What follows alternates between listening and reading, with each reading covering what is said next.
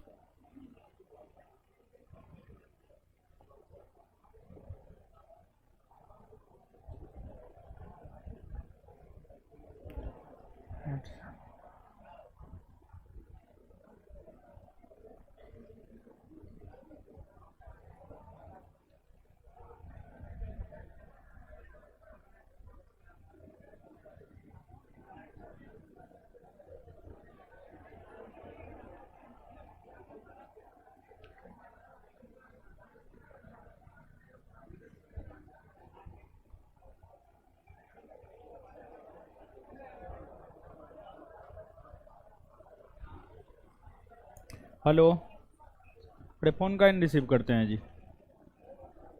है, ऐसे ऐसे हमको क्या प्रॉब्लम हो गया था? अरे वो ऑब्जेक्टिव क्वेश्चन बैच में अपलोड नहीं किए हैं 5 से 7 वाला में? हाँ, पहला चैप्टर का। तो टेलीग्राम पे भेज दियो, उससे क्या मतलब है? सब बच्चा टेलीग्राम पे थोड़े है। एप्लीकेशन पर अपलोड कीजिए, भेज रहे हैं हम।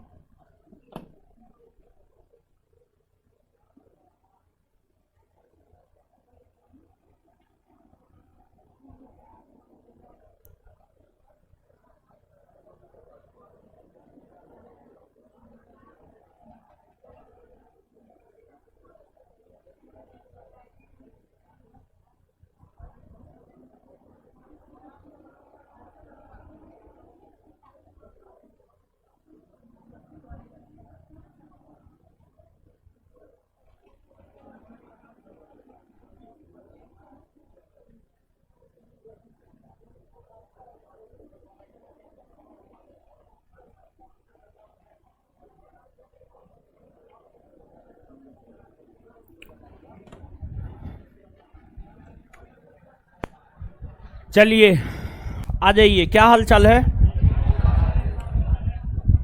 बढ़िया है। चलिए, तो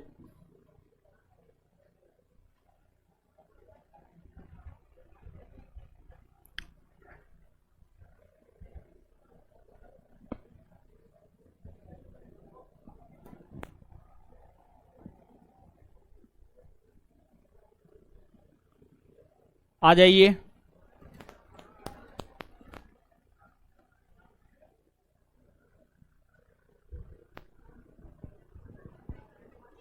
आपको जो है मध्यकालीन भारतीय इतिहास प्रारंभ कर दिए हैं। और बात अगर मध्यकालीन भारतीय इतिहास की करें तो मध्यकालीन भारतीय इतिहास में टोटल सिलेबस हम आपको लिखा दिए थे। 9-10 चैप्टर हुआ होगा। कितना चैप्टर था? 9 चैप्टर। 9 चैप्टर। उसमें पहला चैप्टर था इस्लाम धर्म। पहला चैप्टर क्या था? इस्लाम धर्म था। तो इस्लाम धर्म खत्म कर दिए थे। और उसके बाद हम आपको बोले थे मेडेवल में जो है चैप्टर पढ़ाते जाएंगे, क्वेश्चन करवाते जाएंगे, क्वेश्चन देते जाएंगे। अब कुछ लोग कमेंट कर रहे हैं एक साथ दे दीजिए। एक साथ नहीं देंगे, चैप्टर वाइज देंगे। आपको संस्थान की एप्लीकेशन पर चैप्टर 1 का पीडीएफ जो है भेज दिया गया था। क्या भेजा गया था ना जी? एक चैप्टर 1 इस्लाम धर्म का क्वेश्चन आंसर का पीडीएफ भेजा गया था ना जी? भेजा गया था। संस्थान के टेलीग्राम चैनल पर भेज दिया गया था। और जो भी बच्चे ऑफलाइन करते हैं वो टेलीग्राम चैनल से अपना चैप्टर वाइज निकाल लीजिएगा। और जो बच्चे ऑनलाइन करते हैं उनको जो है संस्थान के एप्लीकेशन पर अपलोड कर दिया जाएगा। पहला चैप्टर अपलोड नहीं किया गया था, अभी हम बोल दिए हैं 1 से 2 मिनट में आपका अपलोड हो जाएगा। ठीक है, तो आ जाइए। चैप्टर 1 हम लोगों का खत्म हो चुका है। तो चैप्टर 1 के प्रश्नों को हम लोग देख लेते हैं। चैप्टर 1 में इस्लाम धर्म था। इस्लाम धर्म खत्म कर दिए हैं, तो इस्लाम धर्म के प्रश्नों को देख लेते हैं, फिर हम लोग अपने अगले चैप्टर की ओर प्रस्थान करेंगे। तो आइए,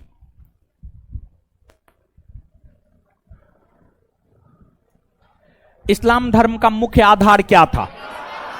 इस्लाम धर्म का मुख्य आधार था एकेश्वरवाद। क्या था? एकेश्वरवाद। याद भी करते हुए जाना है। इस्लाम धर्म का मुख्य आधार क्या था? इस्लाम धर्म का मुख्य आधार। नेक्स्ट, मुसलमानों से निम्न में कौन से कर लिए जाते थे? सदका, जकात, उसर, इनमें सभी मुसलमानों से ये सभी कर लिए जाते थे, सभी कर लिए जाते थे, सभी कर लिए जाते थे। सदका भी लिया जाता था, जकात भी लिया जाता था, उसर भी लिया जाता था। उसर की अगर हम लोग बात करें तो उसर एक प्रकार का भू राजस्व कर था। उसर क्या था? एक प्रकार का भू राजस्व कर था। वही जकात की अगर हम लोग बात करें तो जकात एक प्रकार का धार्मिक कर था। क्या था? धार्मिक कर था, धार्मिक कर था। और सदका की अगर हम लोग बात करें तो सदका जो है, आप अपने संपत्ति के मुताबिक अगर आप चाहते हैं किसी को कुछ देना तो आप दे सकते हैं, और अगर आप नहीं देना चाहते हैं तो आप नहीं दे सकते हैं। यानी जरूरतमंद व्यक्ति को मदद करना, जरूरतमंद व्यक्ति को जो मदद किया जाता था उसी को सदका कहा जाता था। तो ये भी लिया जाता था, जो सामर्थ्यवान है वो दे सकते हैं, जो सामर्थ्यवान है वो नहीं देंगे। तो ये तीनों प्रकार के कर जो है मुसलमानों से लिए जाते थे। आंसर इनमें सभी। हजरत मोहम्मद साहब के निधन के पश्चात प्रथम खलीफा कौन बने? हजरत मोहम्मद साहब के निधन के पश्चात प्रथम खलीफा बने अबू बकर। अबू बकर, अबू बकर बने। अबू बकर के बाद कौन बना? उमर। उमर के बाद उस्मान। उस्मान के बाद अली। उस्मान के बाद अली। तो प्रारंभिक चार तो बता ही दिए हैं। तो सीधा हजरत मोहम्मद साहब के पश्चात बने थे प्रथम खलीफा अबू बकर। नेक्स्ट, सूची 1 को सूची 2 से मिलाइए। बदरा का युद्ध। बदरा का युद्ध कब हुआ? 624। उहुद का युद्ध 625। डीच का युद्ध 600। सभी युग में सही सुमेलित है? आंसर डी होगा, एकदम होगा। तो बता दीजिए, बदरा का युद्ध कब हुआ? बदरा का युद्ध कब हुआ? उहुद का युद्ध कब हुआ? उहुद का युद्ध कब हुआ? डीच का युद्ध कब हुआ? और ये सभी युद्ध किसके द्वारा लड़े गए? पैगंबर हजरत मोहम्मद साहब। ये सभी युद्ध किसके द्वारा लड़े गए? पैगंबर हजरत मोहम्मद। ये सभी युद्ध किसके द्वारा लड़े गए थे? पैगंबर हजरत मोहम्मद साहब। और सभी युद्धों में किसकी जीत हुई? पैगंबर हजरत मोहम्मद साहब। इस्लाम धर्म के संस्थापक हजरत मोहम्मद साहब किस कबीला से संबंधित थे? इस्लाम धर्म के संस्थापक पैगंबर हजरत मोहम्मद साहब कुरैश कबीला से संबंधित थे। कौन कबीला से? कौन कबीला से? हजरत मोहम्मद साहब कौन कबीला से संबंधित है? कुरैश कबीला। हजरत मोहम्मद साहब को ज्ञान की प्राप्ति मक्का के हीरा नामक गुफा में कब हुई थी? 610। हजरत मोहम्मद साहब को ज्ञान की प्राप्ति मक्का के हीरा नामक गुफा में कब हुई थी? 610 ईस्वी। 610 ईस्वी में। हजरत मोहम्मद साहब का पालन पोषण किसने किया था? देखिए, आप सब लोग जानते हैं पैगंबर हजरत मोहम्मद साहब का निधन, उनके पिता का निधन, पैगंबर हजरत मोहम्मद साहब के पिता का निधन हजरत मोहम्मद साहब के जन्म के पहले ही हो गया, जिस वजह से उनका पालन पोषण उनके चाचा अबू तालिब ने किया था। उनका पालन पोषण उनके चाचा अबू तालिब ने किया था। आंसर क्या हो जाएगा? अबू तालिब। अबू तालिब। तो हजरत मोहम्मद साहब का पालन पोषण किसने किया? किसने किया? अबू तालिब ने। हिजरी संवत की शुरुआत कब हुई? हिजरी संवत की शुरुआत हुई है 622 ईस्वी में। कब हुई है? 622। हिजरी संवत की शुरुआत कब हुई है? 622 ईस्वी में। मोहम्मद साहब ने किस ग्रंथ की शिक्षाओं का उपदेश दिया? मोहम्मद साहब ने कुरान की शिक्षाओं का उपदेश दिया। किसकी शिक्षाओं का उपदेश? कुरान। कुरान की शिक्षाओं का उपदेश दिया। खलीफा का पद कब समाप्त हुआ? खलीफा का पद समाप्त हुआ 1900। कब समाप्त हुआ? 1924। भारत में इस्लाम धर्म का आगमन किसके जरिए हुआ? भारत में इस्लाम धर्म का आगमन अरब के जरिए हुआ। किसके जरिए हुआ? किसके जरिए? भारत में इस्लाम धर्म का आगमन किसके जरिए हुआ? भारत में इस्लाम धर्म का आगमन किसके जरिए हुआ? अरब के जरिए हुआ। इस्लाम धर्म का उदय किस शताब्दी में हुआ? 7वीं शताब्दी। ये बीपीएससी का पूछा हुआ क्वेश्चन है, 42वीं बीपीएससी का पूछा हुआ क्वेश्चन है, 40वीं या 42वीं बीपीएससी का। इस्लाम धर्म का उदय किस शताब्दी में हुआ? 7वीं शताब्दी। भारतीय मुसलमान नमाज के दौरान किस दिशा में मुंह करके नमाज? पश्चिम। अच्छा, पश्चिम दिशा की ओर जो नमाज पढ़ते हैं उस दिशा को क्या कहा जाए? किबला। क्या कहा जाता है? किबला। देखिए कितने लोग जवाब दे रहे हैं, वाह रे बहादुर। किबला, किबला कहा जाता है, ठीक है। और इसके बाद जो है आगे बताइएगा, पश्चिम की ओर मुंह करके ही नमाज भारतीय मुसलमान क्यों पढ़ते हैं? क्योंकि सऊदी अरब भारत के और सऊदी अरब के मक्का और मदीना में ही इस्लाम धर्म का उदय हुआ था। इसलिए जो है भारतीय मुसलमान पश्चिम की ओर मुंह करके नमाज अदा करते। क्लियर? भारत की जनता के लिए सर्वप्रथम हिंदू शब्द का प्रयोग किसने किया? अरब। कहां के लोगों ने? अरब। तो भारत की जनता के लिए सर्वप्रथम हिंदू शब्द का प्रयोग किसने किया? अरब के लोगों ने किया। हो गया बस। क्या गो है? 14 ही। चलिए ठीक है। अब देखिए प्राचीन भारतीय इतिहास में जो गलती किए थे वो मध्यकालीन में नहीं दोहराएंगे, कि प्राचीन में पढ़ाते गए, ऑब्जेक्टिव नहीं करवाए। अभी भी बताइए 7 नंबर चैप्टर तक ऑब्जेक्टिव होकर के रह गया है, कुछ चैप्टर का ऑब्जेक्टिव बाकी है, समझ गए?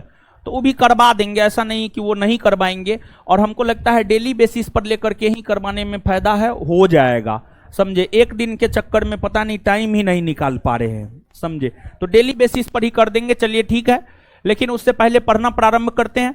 अब मध्यकालीन भारतीय इतिहास का दूसरा चैप्टर कौन है बताइए? हेडिंग मारिए, मध्यकालीन भारतीय इतिहास के स्रोत। दूसरा चैप्टर है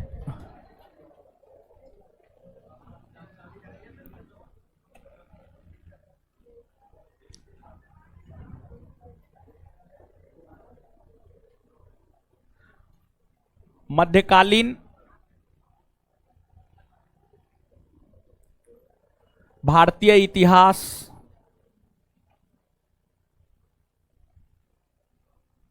के स्रोत। मध्यकालीन भारतीय इतिहास के स्रोत। मध्यकालीन भारतीय इतिहास के स्रोत।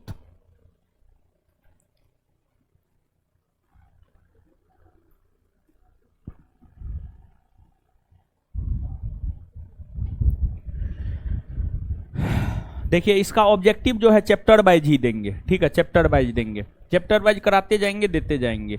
तो ये जो कुछ लोग ऑनलाइन में कमेंट कर रहे थे एक साथ दीजिए, एक साथ नहीं देंगे, चैप्टर वाइज देंगे। चैप्टर वाइज देने में क्या कोई दिक्कत है? कोई दिक्कत नहीं, ठीक है? सही है, ठीक है? कम रहेगा ज्यादा ठीक रहेगा। देखिए अब समझिए ध्यान से, अब इधर उधर मत कीजिए। पंखा हवा काहे नहीं देता है जी?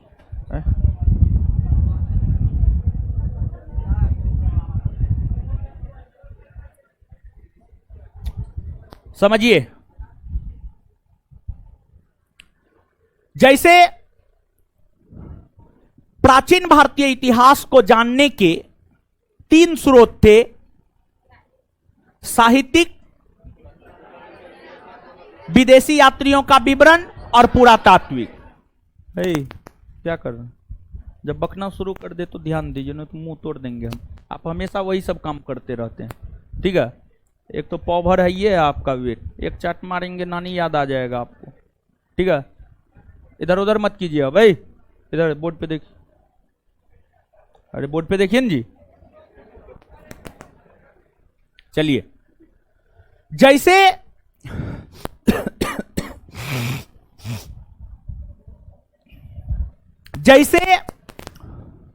प्राचीन भारतीय इतिहास को जानने के 3 महत्वपूर्ण स्रोत है, पुरातात्विक स्रोत, साहित्यिक स्रोत, विदेशी यात्रियों का विवरण। उसी प्रकार से अगर बात मध्यकालीन भारतीय इतिहास की करें तो मध्यकालीन भारतीय इतिहास को भी जानने के 3 महत्वपूर्ण स्रोत है। मध्यकालीन भारतीय इतिहास को भी जानने के 3 महत्वपूर्ण स्रोत है। अब मध्यकालीन भारतीय इतिहास को जानने के जो 3 महत्वपूर्ण स्रोत है, उसमें एक साहित्यिक स्रोत,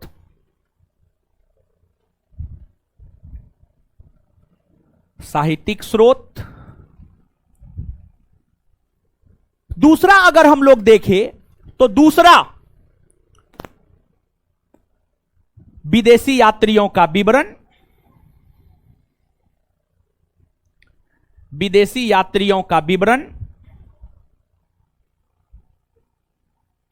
विवरण, और तीसरा अगर हम लोग देखें तो तीसरा पुरातात्विक स्रोत, तीसरा पुरातात्विक स्रोत, पुरातात्विक स्रोत। साहित्यिक स्रोत में साहित्य को देखेंगे, जैसे तारीख उल तवारीख, जैसे मुंतखाब उल लुआब, जैसे आलमगीर नामा, अकबर नामा, किताब उल रेहला, किताब उल हिंद, तुजू के जहांगीरी,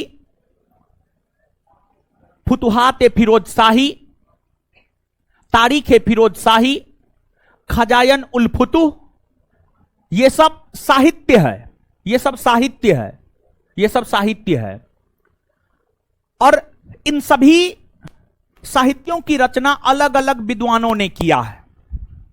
जैसे खजायन उल फुतुह की रचना अमीर खुसरो ने किया है, किताब उल रेहला की रचना इब्न बतूता ने किया है, किताब उल हिंद की रचना अल बरूनी ने किया है, ताजुल मासिर की रचना हसन निजामी ने किया है, तबकात नासरी के लेखक मिनहाज उस सिराज है, तारीख फिरोज शाही की रचना जियाउद्दीन बर्नी ने किया है, जियाउद्दीन बर्नी ने किया है। तो अलग अलग साहित्यों की रचना अलग अलग विद्वानों के द्वारा की गई है, अलग अलग साहित्यकारों के द्वारा की गई है। तो ये जो साहित्य है, ये साहित्य अलग अलग शासक के शासन काल में लिखा गया है। तो ये साहित्य अलग अलग शासकों के शासन काल के विषय में हमें जानकारी प्रदान करता, हमें जानकारी प्रदान करता है। आपको देखिए, मध्यकालीन भारतीय इतिहास में भले ही जब हम आपको सिलेबस लिखा रहे थे तो 9 चैप्टर आपको हो गया हो, लेकिन मूल तौर पर मध्यकालीन भारतीय इतिहास में 2 ही चैप्टर है। एक चैप्टर है दिल्ली सल्तनत और एक है मुगल काल। मुख्य तौर पर यही 2 चैप्टर है। भले 9 चैप्टर सिलेबस में लिखा दिए वो अलग बात है, लेकिन मुख्य तौर पर 2 महत्वपूर्ण चैप्टर है, दिल्ली सल्तनत और मुगल काल। दिल्ली सल्तनत और मुगल काल। तो कुछ साहित्य दिल्ली सल्तनत के दौरान लिखे गए, कुछ साहित्य दिल्ली सल्तनत के दौरान लिखे गए। दिल्ली सल्तनत का मतलब 1206 से 1526। तो कुछ साहित्य दिल्ली सल्तनत के दौरान लिखे गए, मतलब इस अवधि के दौरान लिखे गए।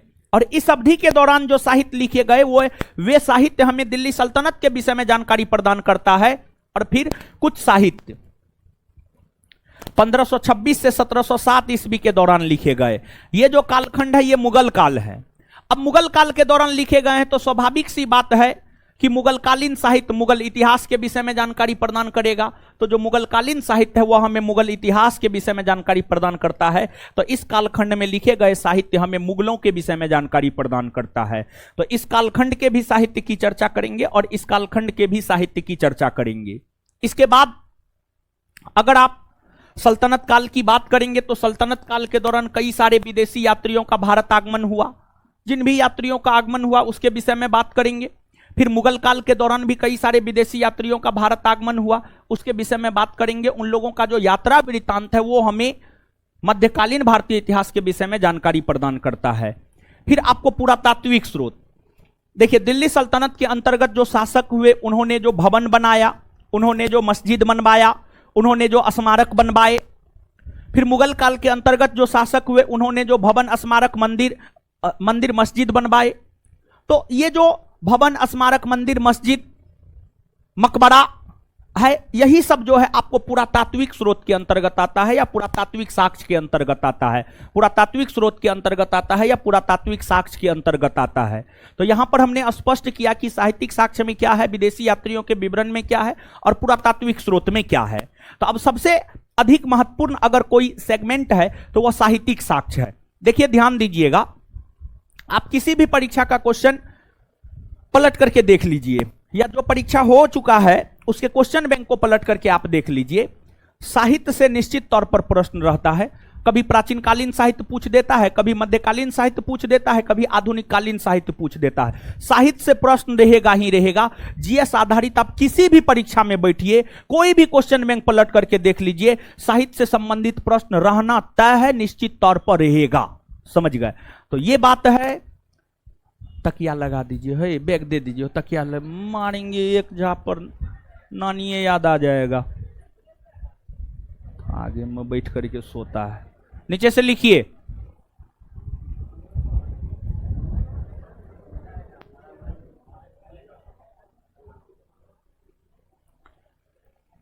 लिखिए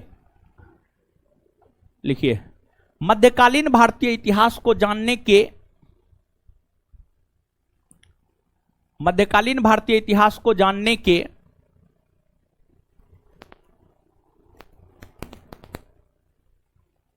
मध्यकालीन भारतीय इतिहास को जानने के 3 महत्वपूर्ण स्रोत है।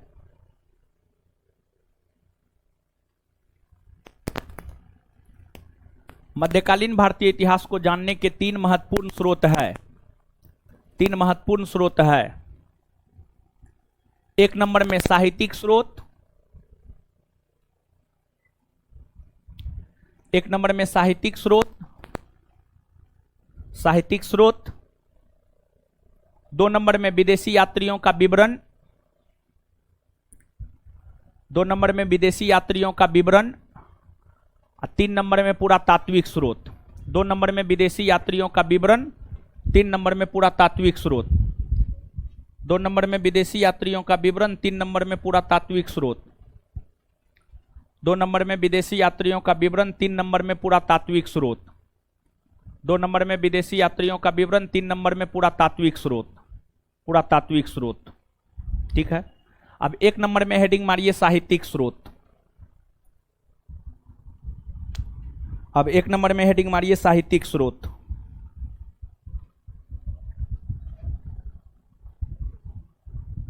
डैश देकर इसके अंतर्गत सल्तनतकालीन साहित्य और मुगलकालीन साहित्य आते हैं। इसके अंतर्गत सल्तनतकालीन साहित्य और मुगलकालीन साहित्य आते हैं। इसके अंतर्गत सल्तनतकालीन साहित्य और मुगलकालीन साहित्य आते हैं। इसके अंतर्गत सल्तनतकालीन साहित्य और मुगलकालीन साहित्य आते हैं।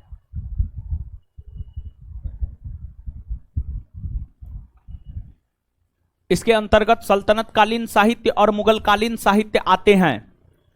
इसके अंतर्गत सल्तनतकालीन साहित्य और मुगलकालीन साहित्य आते हैं। मुगलकालीन साहित्य आते हैं।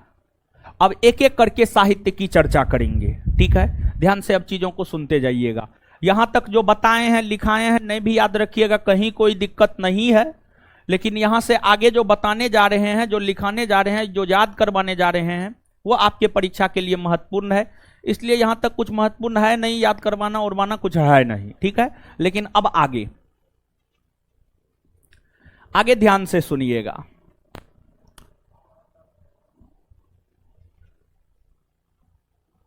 एक साहित्य है किताबुल हिंद। किताबुल हिंद, किताबुल हिंद। देखिए, जो किताबुल हिंद नामक साहित्य है, अगर हम इस साहित्य की बात करें तो इसे तारीख हिंद भी कहा जाता है, इसे तहकीक हिंद भी कहा जाता है। किताबुल हिंद को तारीख हिंद, तारीख हिंद भी कहा जाता है और इसे तहकीक हिंद भी कहा जाता है। इसे तहकीक हिंद भी कहा जाता है। तहकीक हिंद, तहकीक हिंद भी कहा जाता है। इन सभी नामों से किताबुल हिंद को जाना जाता है। और जो किताबुल हिंद नामक ग्रंथ है या साहित्य है, इस साहित्य की रचना अल-बरूनी के द्वारा किया गया है। इस साहित्य की रचना किसके द्वारा किया गया है? अल-बरूनी। किसके द्वारा? अल-बरूनी। अल-बरूनी के द्वारा इस साहित्य की रचना की गई है। अब अगर आप बात अल-बरूनी की करेंगे तो अल-बरूनी मध्य एशिया के अंतर्गत ख्वारिज्म का रहने वाला था और एक विदेशी आक्रांता, तुर्की मुस्लिम आक्रांता या तुर्की मुस्लिम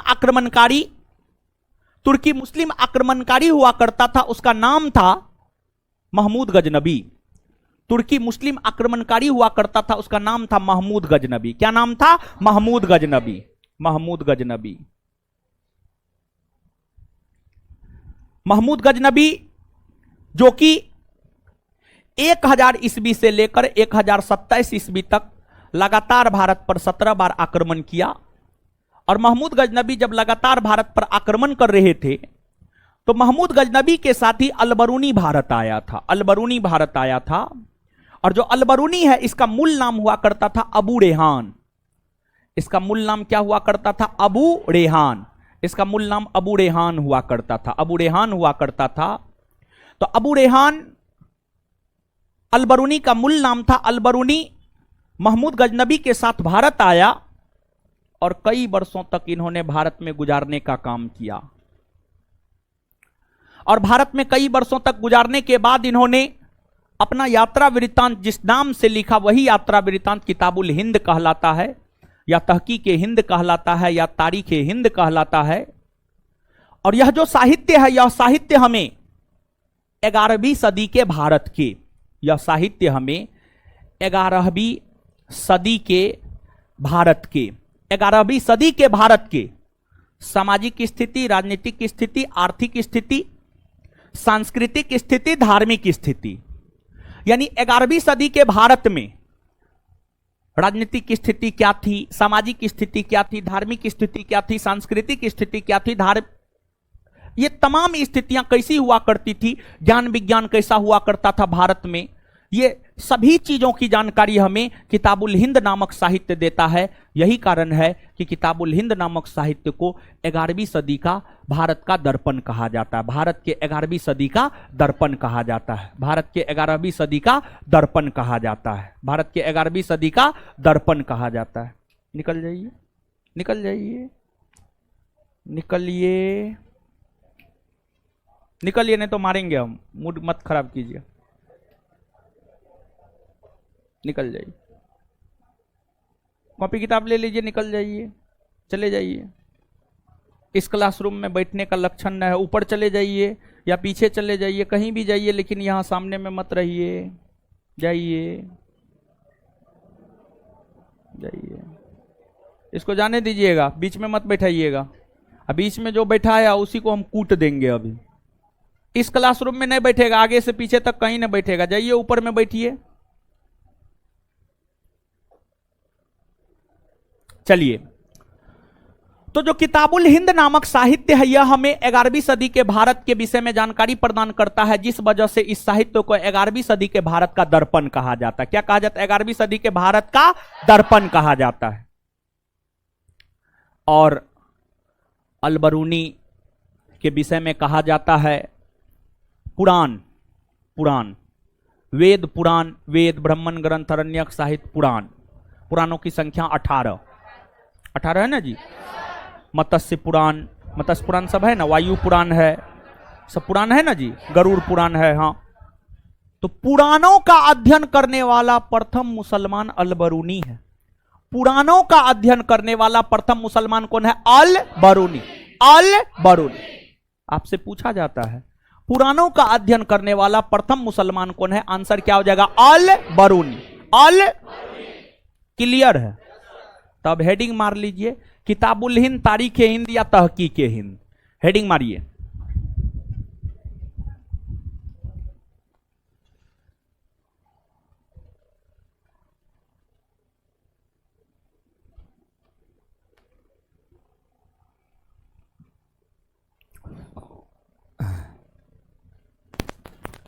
किताबुल हिंद तारीख हिंद या तहकीक हिंद?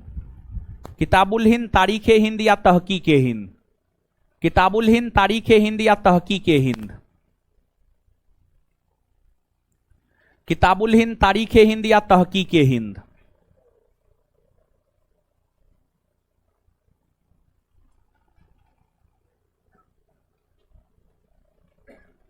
तहकीक हिंद। डैश देकर लिखिएगा। यह साहित्य हमें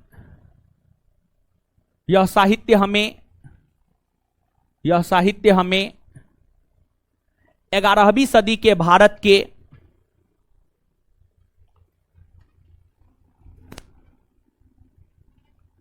यह साहित्य हमें 11वीं सदी के भारत के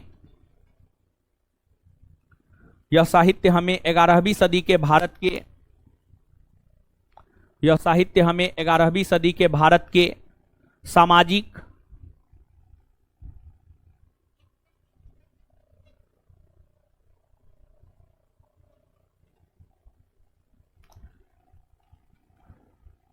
यह साहित्य हमें 11वीं सदी के भारत के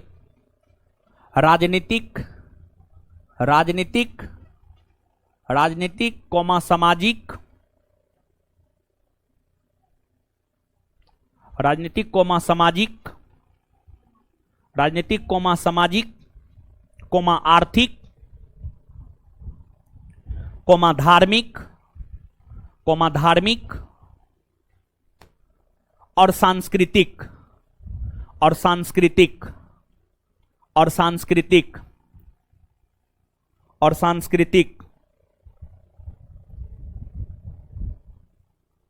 स्थिति के विषय में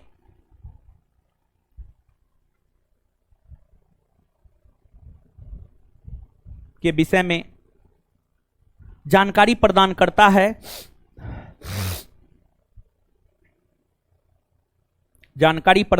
है।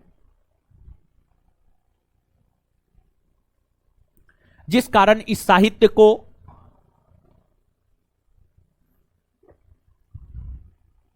जिस कारण इस साहित्य को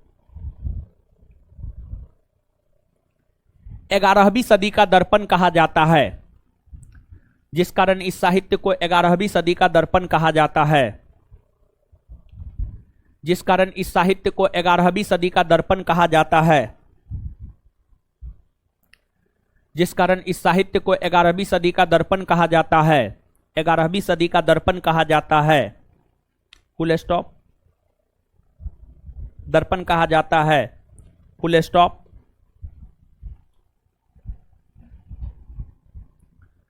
फुल स्टॉप।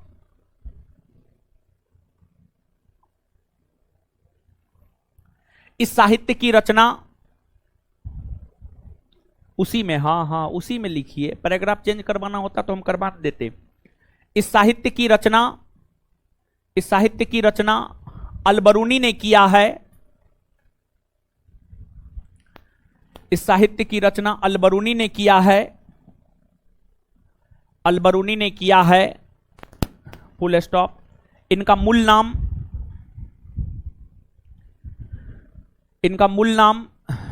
अबू रेहान था।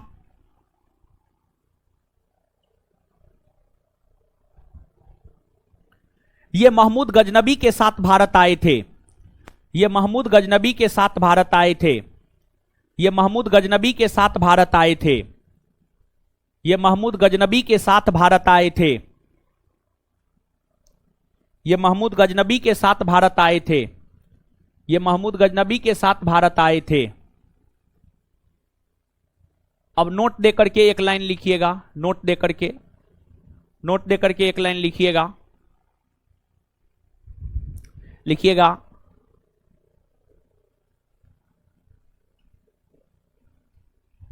पुराणों का अध्ययन करने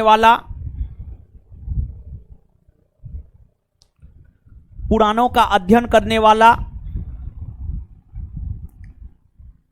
प्रथम मुस्लिम पुराणों का अध्ययन करने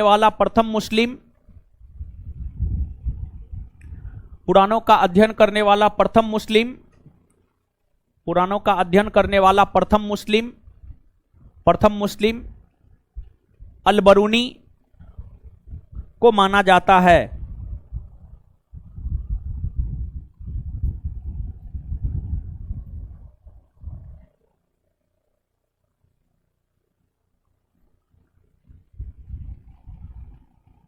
चलिए अब आगे ध्यान दीजिएगा, अब आगे सुनिएगा। तो आगे सुनने से पहले इसको याद कर लेते हैं, ठीक है।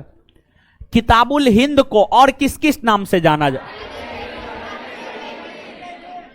किताबुल हिंद को और किस किस नाम से जाना? किताबुल हिंद के रचयिता, किताबुल हिंद के रचयिता अल-बरूनी का मूल नाम, अल-बरूनी का मूल नाम। अल-बरूनी किसके साथ भारत आया? किसके साथ भारत आया? अल-बरूनी किसके साथ भारत आया? 11वीं सदी का दर्पण किसे कहा जाता? 11वीं सदी का दर्पण, 11वीं सदी का दर्पण किताबुल हिंद को कहा जाता है, किताबुल हिंद को कहा जाता है। पुराणों का अध्ययन करने वाला प्रथम मुस्लिम, पुराणों का अध्ययन करने वाला प्रथम मुस्लिम क्या? अल-बरूनी। चलिए आगे हेडिंग मारिए, किताबुल रेहला।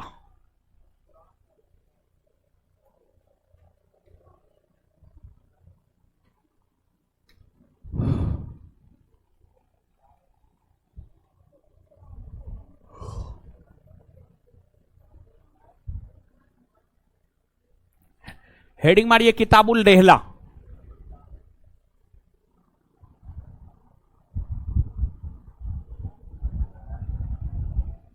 नीचे कर दे।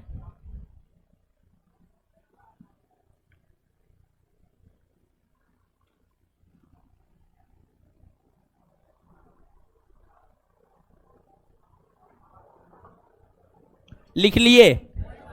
सुनिए, देखिए, ध्यान दीजिएगा। जब आप दिल्ली सल्तनत पढ़िएगा ना, तो दिल्ली सल्तनत के अंतर्गत आपको 5 राजवंश के विषय में पढ़ना होगा। और दिल्ली सल्तनत के अंतर्गत जो आपको 5 राजवंश के विषय में पढ़ना होगा, एक राजवंश गुलाम वंश, दूसरा खिलजी वंश, तीसरा तुगलक वंश, चौथा सैयद वंश, 5वां लोधी वंश। तो इसमें आपको तुगलक वंश के विषय में आप सब लोग जानते हैं कि सबसे ज्यादा वर्षों तक शासन किया है, हमने आपको बताया भी है। तुगलक वंश के एक शासक हुआ करते थे, उनका नाम था मोहम्मद बिन तुगलक।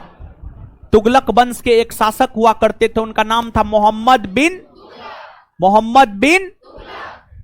तुगलक वंश के एक शासक हुआ करते थे, उनका क्या नाम था? मोहम्मद बिन तुगलक। मोहम्मद बिन तुगलक, MBT मोहम्मद बिन तुगलक, इनका शासनकाल 1325 से 1351 है। इन्हीं के समय अफ्रीका महादेश में यहां पर एक देश है मोरक्को, यहां पर एक देश है मोरक्को। ये अफ्रीका महादेश है, अफ्रीका महादेश के अंतर्गत यहां पर एक देश है मोरक्को। मोरक्को के रहने वाले थे इब्न बतूता।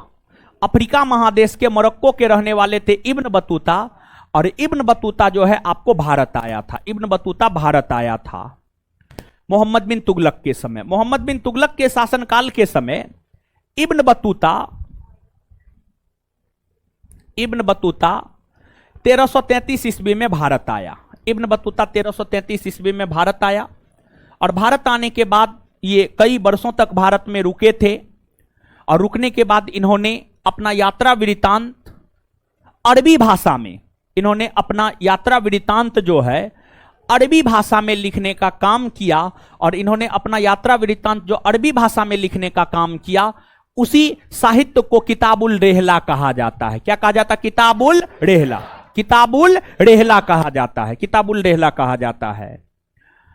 तो यहां पर जो किताबुल रेहला है, यह साहित्य मूल तौर पर हमें तुगलक वंश, और विशेष तौर पर अगर आप देखेंगे तो मोहम्मद बिन तुगलक के शासनकाल के विषय में जानकारी प्रदान करता है। तुगलक वंश, और विशेष तौर पर अगर आप बात करेंगे तो मोहम्मद बिन तुगलक के विषय में जानकारी प्रदान करता है। तो नीचे से लिखिए किताबुल रेहला।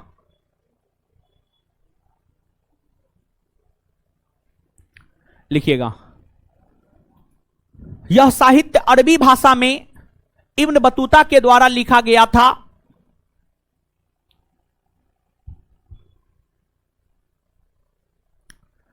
यह साहित्य अरबी भाषा में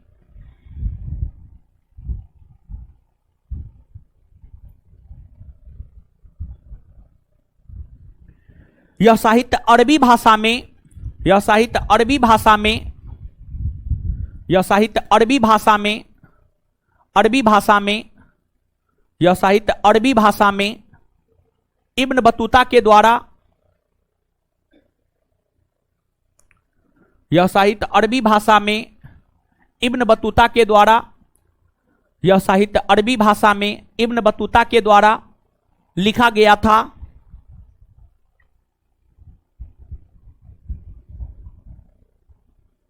इस साहित्य से विशेष तौर पर हमें इस साहित्य से विशेष तौर पर हमें इस साहित्य से विशेष तौर पर हमें इस साहित्य से विशेष तौर पर हमें मोहम्मद बिन तुगलक के इस साहित्य से विशेष तौर पर हमें मोहम्मद बिन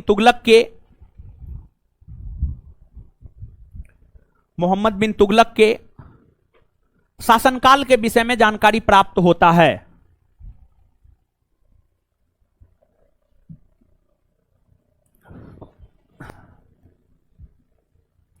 मोहम्मद बिन तुगलक के शासनकाल के विषय में जानकारी प्राप्त होता है। Full stop. Ibn Battuta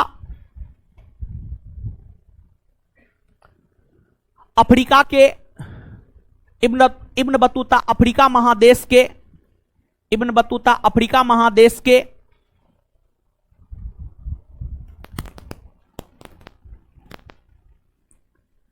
Ibn Battuta Africa महादेश के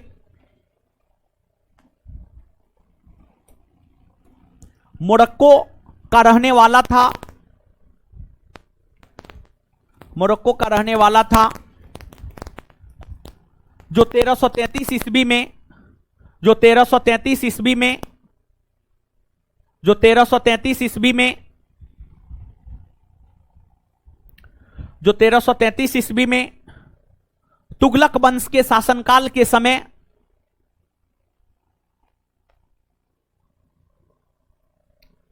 1333 ईस्वी में तुगलक वंश के शासनकाल के समय तुगलक वंश के शासनकाल के समय तुगलक वंश के शासनकाल के समय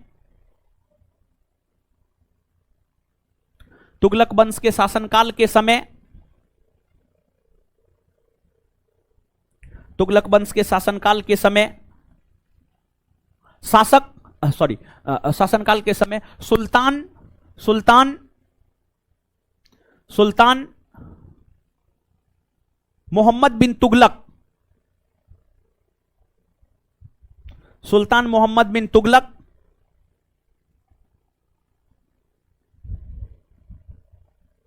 के दरबार में आया था।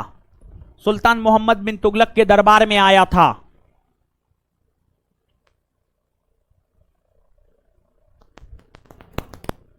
Full stop. इब्न बतूता और उनका परिवार इब्न बतूता और उनका परिवार इब्न बतूता और उनका परिवार इब्न बतूता और उनका परिवार और उनका परिवार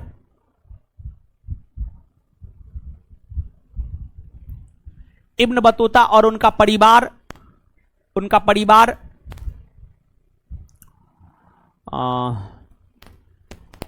इब्न बतूता और उनका परिवार कुरान और हदीस का बहुत बड़ा ज्ञाता था। कुरान और हदीस का बहुत बड़ा ज्ञाता था। कुरान और हदीस इस्लामी कानून को कहा जाता है। कुरान और हदीस का बहुत बड़ा ज्ञाता था। कुरान और हदीस का बहुत बड़ा ज्ञाता था। कुरान और हदीस का बहुत बड़ा ज्ञाता था। कुरान और हदीस का बहुत बड़ा ज्ञाता था। कुरान और हदीस का बहुत बड़ा ज्ञाता था। जिस कारण मोहम्मद बिन तुगलक ने उन्हें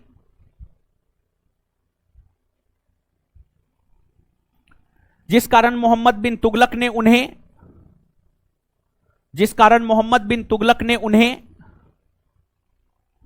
दिल्ली का काजी, जिस कारण मोहम्मद बिन तुगलक ने उन्हें दिल्ली का काजी अर्थात न्यायाधीश, दिल्ली का काजी बोर्ड पे लिखा हुआ है, दिल्ली का काजी अर्थात न्यायाधीश नियुक्त किया, दिल्ली का काजी अर्थात न्यायाधीश नियुक्त किया, दिल्ली का काजी अर्थात न्यायाधीश नियुक्त किया, दिल्ली का काजी अर्थात न्यायाधीश नियुक्त किया, दिल्ली का काजी अर्थात न्यायाधीश नियुक्त किया, अर्थात न्यायाधीश नियुक्त किया, दिल्ली का काजी अर्थात न्यायाधीश नियुक्त किया, फुल स्टॉप। ठीक है, आइए बताइए, किताबुल रेहला, किताबुल रेहला कौन भाषा में लिखा गया? कौन भाषा में? किसने लिखा है? किसने लिखा है? इब्न बतूता भारत कब आया है? भारत कब आया है? उस समय कौन वंश का शासन? कौन वंश का शासन? शासक कौन हुआ? शासक कौन हुआ करते थे? मोहम्मद बिन तुगलक ने दिल्ली का काजी अर्थात दिल्ली का न्यायाधीश किसे नियुक्त किया? इब्न बतूता किस देश का रहने वाला था? मोरक्को। किस देश का? किस देश का? मोरक्को। इसके बाद अगला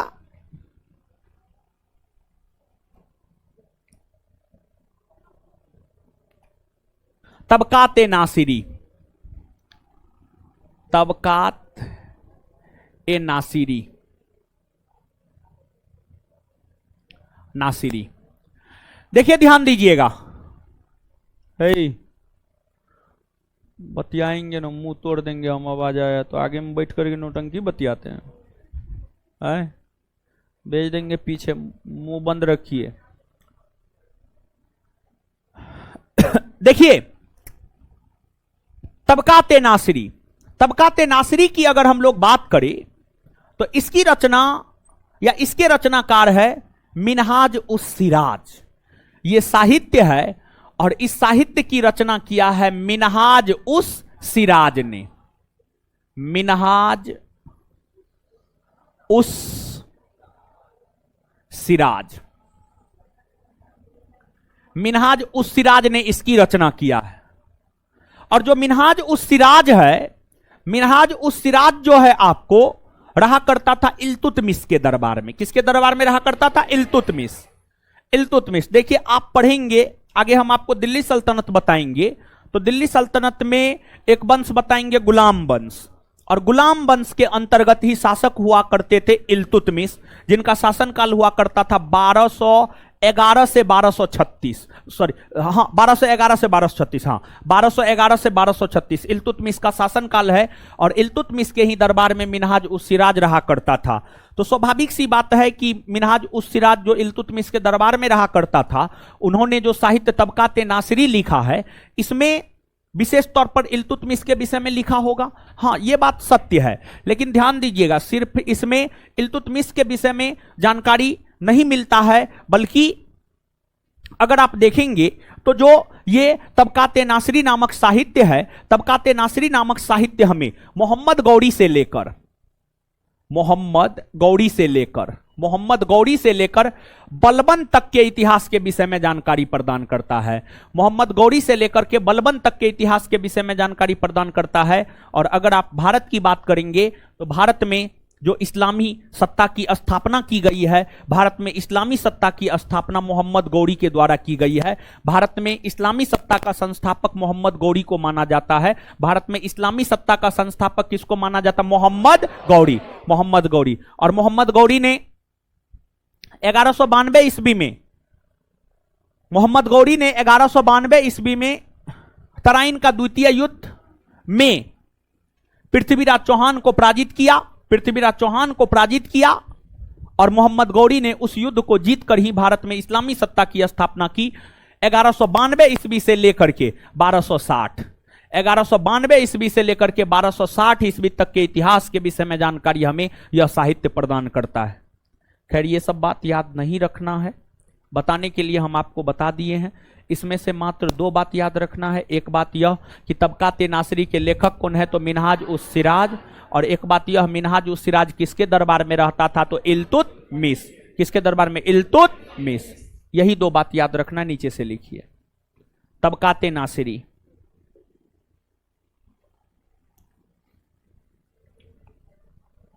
तबकाते नासिरी, डैश देकर लिखिए, नीचे करे, ठीक है। तबकाते नासिरी, डैश देकर लिखिए।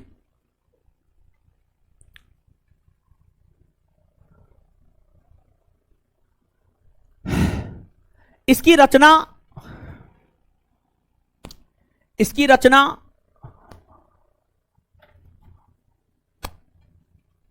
मिनहाज उस सिराज के द्वारा किया गया। पानी ठीक है जी, यही है, आप देखें, आप लाए थे।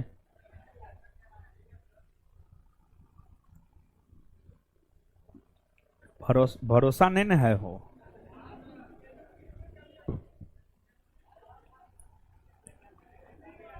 है,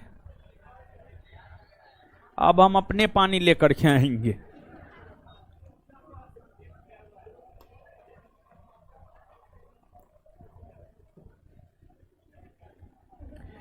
इसकी रचना मिनहाज उस सिराज ने किया है। इसकी रचना मिनहाज उस सिराज ने किया है। Full stop. यह साहित्य हमें मोहम्मद गौरी से लेकर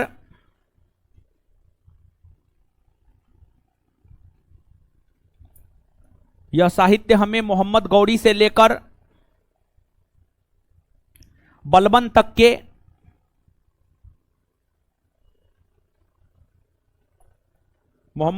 लेकर बलबन तक के इतिहास के विषय में जानकारी प्रदान करता है।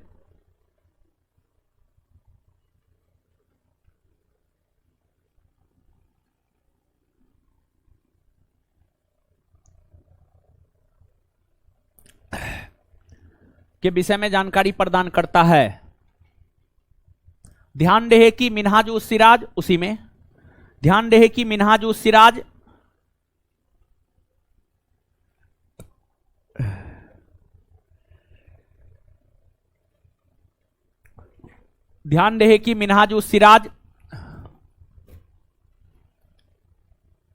इल्तुतमिश के दरबार में रहता था। ध्यान रहे कि मिनहाज उस सिराज इल्तुतमिश के दरबार में रहता था।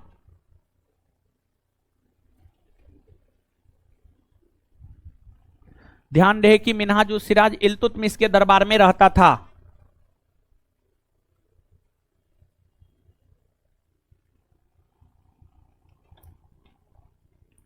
ध्यान रहे कि मिनहाज उस सिराज इल्तुतमिश के दरबार में रहता था। चलिए ठीक है, इसके बाद आगे आइएगा। अब इसके बाद अगला जो साहित्य है, एक बार याद भी कर लेते, याद तो करते जा रहे हैं, इसको भी याद कर लेते तब आगे बढ़ेंगे। तबकाते नासिरी के लेखक, तबकाते नासिरी के लेखक, तबकाते नासिरी के लेखक मिनहाज उस सिराज किसके दरबार में रहता? मिनहाज उस सिराज किसके दरबार में रहता? मिनहाज उस सिराज किसके दरबार में रहता? इल्तुत। कहा हो, सबसे ज्यादा गर्मी आप ही को लगता है? बताइए, सबसे ज्यादा गर्मी उसी लड़की को लगता है, और सब लड़की को गर्मी लगवे नहीं करता है, और सब कहां ऐसे ऐसे होंक रही है। एकदम कितना गर्मी लगता है, समझे? पंखा के सामने आप बैठा कीजिए, पंखा के नीचे बैठा कीजिए, जगह खोज करके, गर्मी लगता है। चलिए चलिए, अब आगे आइएगा। अगला जो साहित्य है आइए बोर्ड पे आइए। अगला जो साहित्य है वह साहित्य है किताब उल यामिनी। किताब उल यामिनी, किताब उल यामिनी।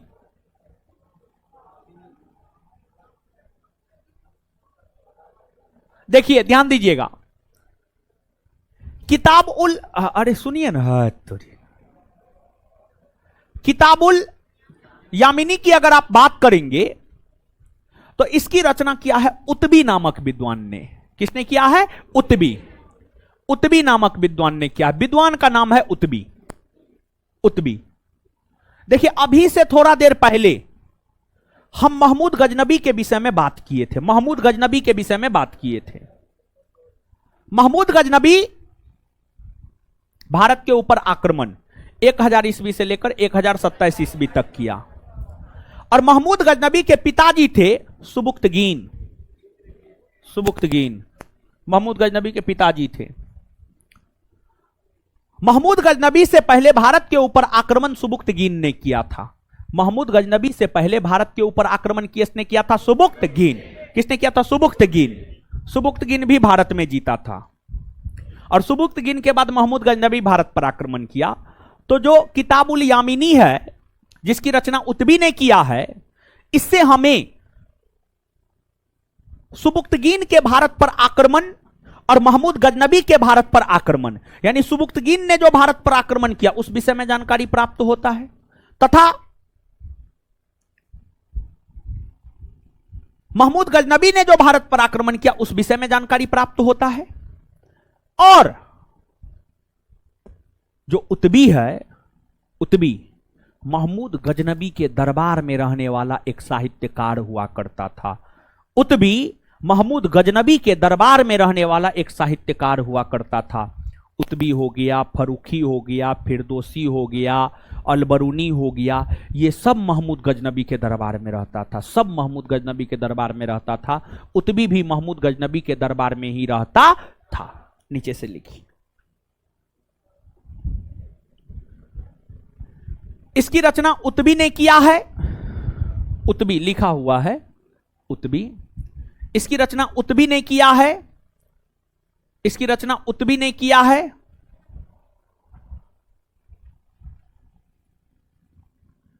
इसकी रचना उत्बी ने किया है। Full stop. उत्बी नामक विद्वान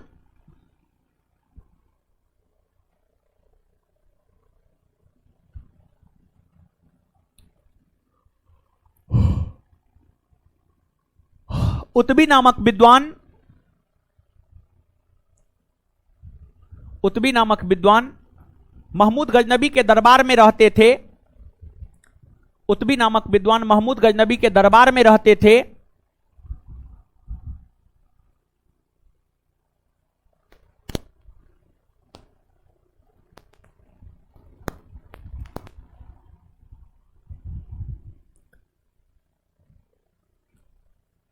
फुल स्टॉप। सुबुक्तगीन, सुबुक्तगीन लिख देते हैं। सुबुक्तगीन और महमूद गजनबी ने, सुबुक्तगीन और उसके पुत्र महमूद गजनबी ने, इसे लिखिए, सुबुक्तगीन और उसके पुत्र महमूद गजनबी ने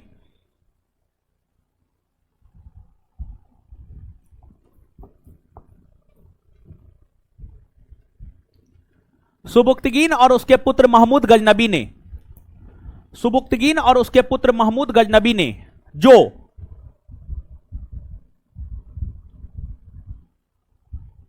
भारत पर आक्रमण किया, भारत पर आक्रमण किया,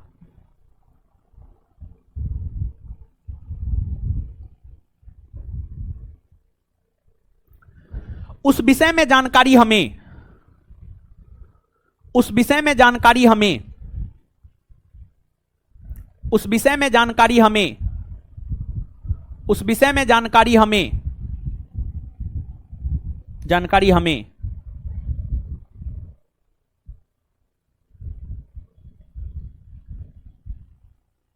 किताबुल यामिनी नामक साहित्य से प्राप्त होती है। किताबुल यामिनी नामक साहित्य से प्राप्त होती है।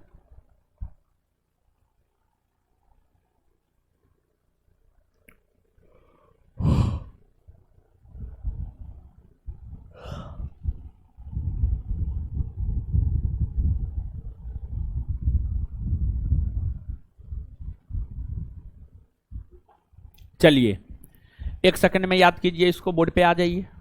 आ गए बोर्ड पे? चलिए। किताबुल यामिनी के रचयिता, किताबुल यामिनी के रचयिता, किताबुल यामिनी के रचयिता कुतुबी किसके दरबार में रहता था? हाँ, महमूद कुतुबी किसके दरबार में रहता?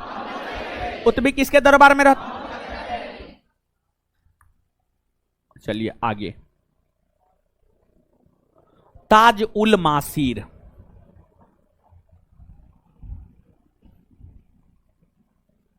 ताज उल मासीर, देखिए ध्यान दीजिएगा, सुनिएगा। अगर बात हम लोग ताजुल मासीर की करें तो जो ताजुल मासीर नामक साहित्य है, ताजुल मासीर नामक साहित्य की रचना हसन निजामी ने किया है। किसने किया? हसन निजामी, हसन निजामी ने किया है, हसन निजामी ने किया है। और यह जो साहित्य है, यह साहित्य हमें, एक तो यह साहित्य, यह एक ऐसा साहित्य है जो अरबी और फारसी दोनों भाषा में लिखा हुआ है। यह एक ऐसा साहित्य है जो अरबी और फारसी, जो अरबी और फारसी दोनों भाषा में लिखा हुआ है, दोनों भाषा में लिखा हुआ है। और यह साहित्य हमें 1192 ईस्वी से लेकर के 1230 ईस्वी तक के इतिहास के विषय में जानकारी प्रदान करता है। यानी कहने का मतलब यह हुआ कि मोहम्मद गौरी से लेकर के इल्तुतमिश तक के शासनकाल के विषय में जानकारी प्रदान करता है। यह सब बात याद रखना एकदम से जरूरी नहीं है। इसमें सिर्फ एक बात आपको याद रखना है कि ताजुल मासीर नामक साहित्य के रचयिता कौन है, तो आंसर हो जाएगा हसन निजामी, हसन। तो नीचे से लिखिए,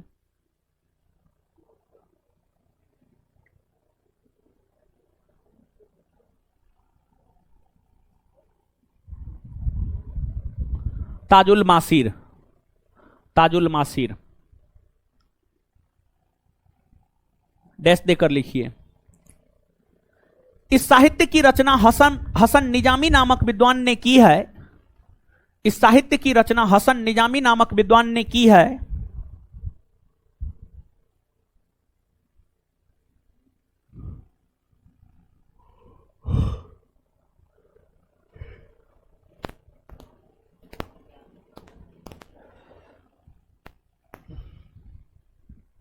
हसन निजामी नामक विद्वान ने की है।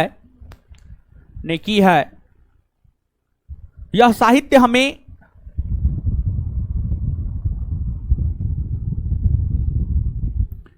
ग्यारह सौ 92 ईस्वी से, यह साहित्य हमें 1192 ईस्वी से 1230 ईस्वी तक के, यह साहित्य हमें 1192 ईस्वी से 1230 ईस्वी तक के इतिहास के विषय में जानकारी प्रदान करता है।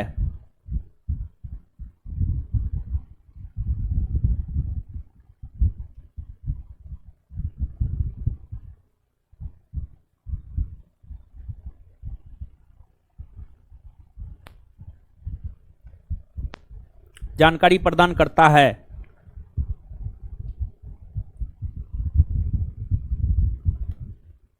यह साहित्य अरबी और फारसी दोनों भाषाओं में लिखा गया है। यह साहित्य अरबी और फारसी दोनों भाषाओं में लिखा गया है। यह साहित्य अरबी और फारसी दोनों भाषाओं में लिखा गया है।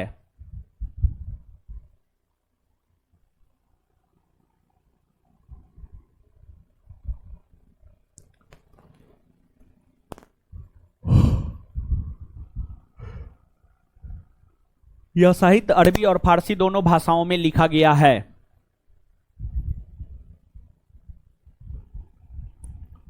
चलिए एक सेकंड में याद कर लीजिए इसको। ताज उल मासीर के रचयिता कौन है? ताजुल मासीर के रचयिता, ताजुल मासीर के रचयिता। चलिए इसके बाद आगे, तारीख ए फिरोज शाही, तारीख ए फिरोज शाही।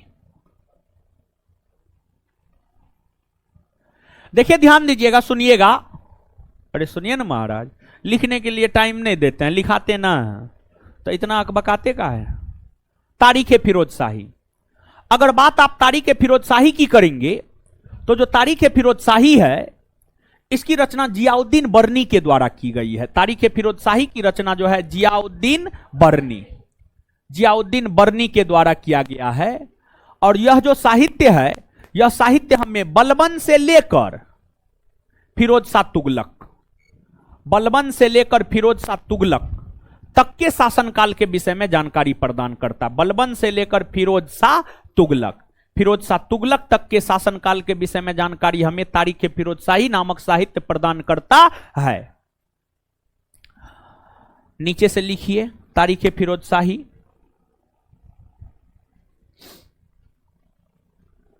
यह साहित्य जियाउद्दीन बर्नी के द्वारा लिखा गया है।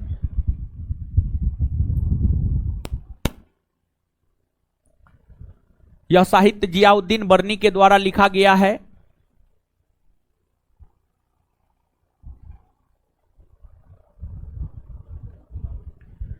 यह साहित्य जियाउद्दीन बर्नी के द्वारा लिखा गया है।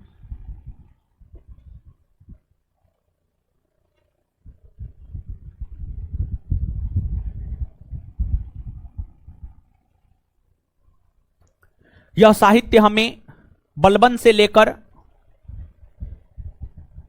यह साहित्य हमें बलबन से लेकर यह साहित्य हमें बलबन से लेकर फिरोज शाह तुगलक तक के यह साहित्य हमें बलबन से लेकर फिरोज शाह तुगलक तक के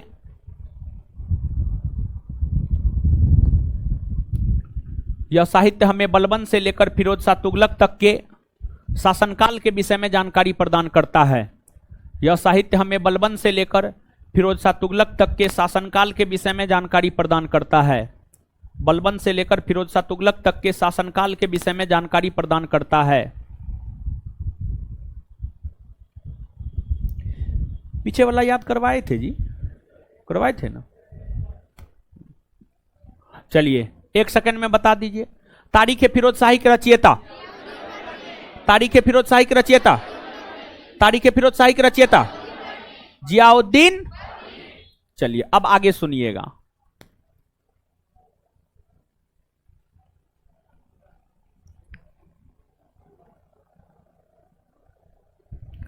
तारीख मुबारक शाही, तारीख मुबारक शाही।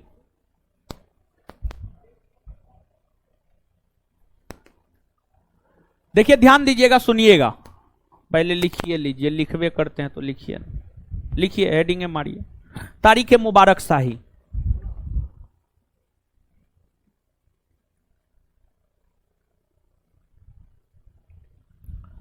लिख लिए? देखिए ध्यान दीजिएगा, जब आप दिल्ली सल्तनत पढ़िएगा ना तो दिल्ली सल्तनत के अंतर्गत ही आपको एक सैयद वंश के विषय में पढ़ना होगा। सैयद वंश, सैयद वंश में टोटल 4 गो शासक हुआ। खिज्र खां, मुबारक शाह, अलाउद्दीन आलम शाह, मोहम्मद शाह। 4 शासक हुआ सैयद वंश में। और सैयद वंश में जो 4 शासक हुआ उसमें एक शासक मुबारक शाह हुआ। और बात अगर मुबारक शाह की करे तो मुबारक शाह के दरबार में, सैयद वंश के शासक मुबारक शाह के दरबार में, मुबारक शाह के दरबार में याहिया बिन अहमद सरहिंदी नामक विद्वान रहा करता था। सैयद वंश के शासक मुबारक शाह के दरबार में याहिया बिन अहमद सरहिंदी, याहिया बिन अहमद सरहिंदी नामक विद्वान रहा करता था। और मुबारक शाह के दरबार में जो याहिया बिन अहमद सरहिंदी नामक विद्वान रहा करता था, इन्होंने ही तारीख मुबारक शाही नामक साहित्य की रचना की है। और यह जो तारीख मुबारक शाही नामक साहित्य है, यह विशेष तौर पर हमें सैयद वंश के विषय में जानकारी प्रदान करता है। और सैयद वंश के अंतर्गत विशेष तौर पर हमें मुबारक शाह के विषय में जानकारी प्रदान करता, मुबारक शाह के विषय में जानकारी प्रदान करता है। तो नीचे से लिखिएगा तारीख मुबारक शाही। इस साहित्य की रचना डैश देकर, अब डैश देकर लिखिए। इस साहित्य की रचना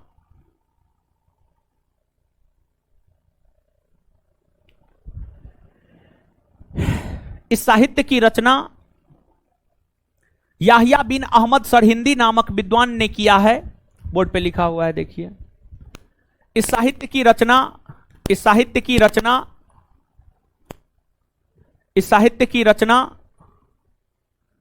याहिया बिन अहमद सरहिंदी नामक विद्वान ने किया है।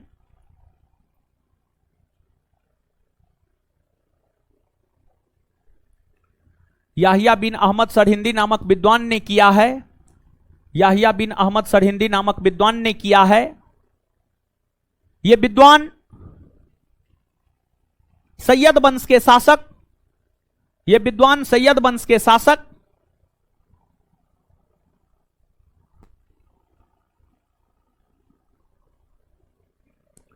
यह विद्वान सैयद वंश के शासक मुबारक शाह के दरबार में रहा करता था।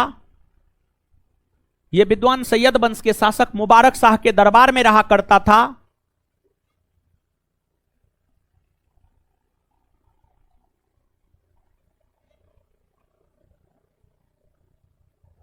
Full stop.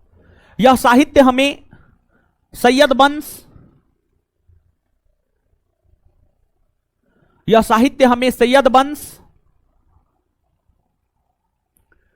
यह साहित्य हमें सैयद वंश के विषय में, यह साहित्य हमें सैयद वंश के विषय में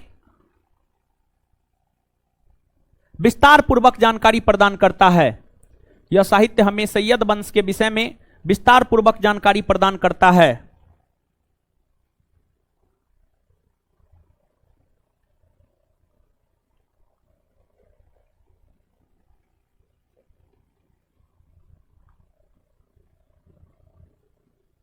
समझ गए? चलिए आ जाइए, बताइए तारीख मुबारक शाही के रचयिता कौन है? तारीख मुबारक शाही के रचयिता याहिया बिन अहमद। अच्छा, याहिया बिन अहमद सरहिंदी किसके दरबार में रहा?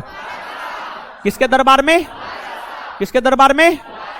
अच्छा, जो तारीख मुबारक शाही नामक साहित्य, यह हमें किस वंश के विषय में जानकारी देता है? कौन वंश? कौन वंश? सैयद वंश ना। चलिए ठीक है, अब आगे सुनिए, देखिए ध्यान दीजिएगा।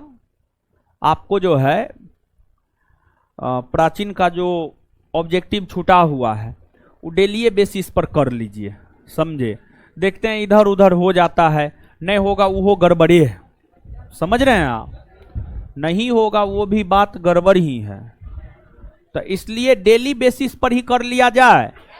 डेली अगर मान लिया जाए होता रहेगा, और मध्यकालीन में तो हम बोल ही दिए हैं और करवा भी रहे हैं, जैसे जैसे चैप्टर खत्म हो रहा है वैसे वैसे करवा रहे हैं।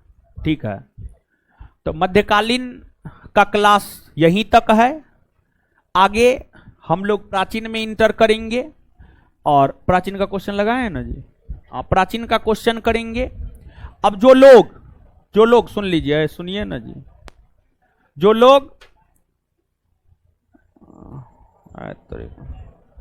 लोग प्राचीन भी पढ़े हैं, मध्यकालीन भी पढ़ रहे हैं, तो ठीक है, इसी सेशन में रहने दीजिए। आ जाए कि क्या किया जाए। और ऑफलाइन वाला के लिए तो कोई दिक्कत है ना, ऑनलाइन वाला के लिए बड़ी दिक्कत का जी। क्या किया जाए? है क्या बजे से लगाया?